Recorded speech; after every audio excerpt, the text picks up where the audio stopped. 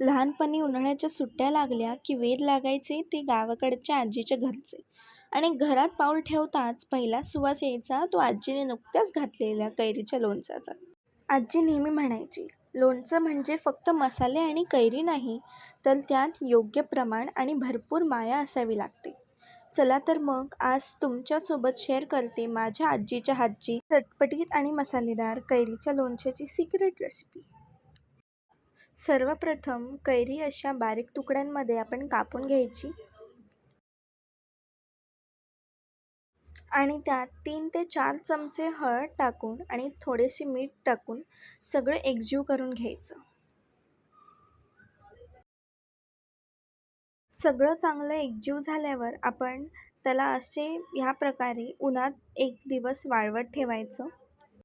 तेल चांगलं उकळून घ्यायचं आणि ते थंड व्हायला ठेवायचं आणि वाळवलेल्या कैरीत आपण मीठ आणि मोहरीची डाळ टाकायची आणि मग त्यात बेडेकर लोणच्याचा मसाला, हा मसाला आपण ह्यात घालायचा आणि सगळं काही चांगलं एकजीव करून घ्यायचं.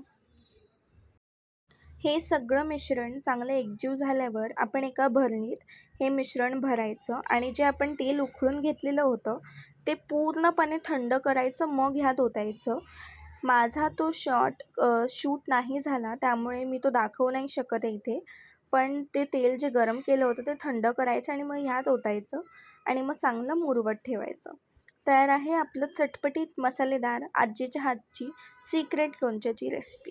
तुम्ही पण नक्की ट्राय करा आणि कशी वाटली रेसिपी हे नक्की कमेंट्स करून सांगा.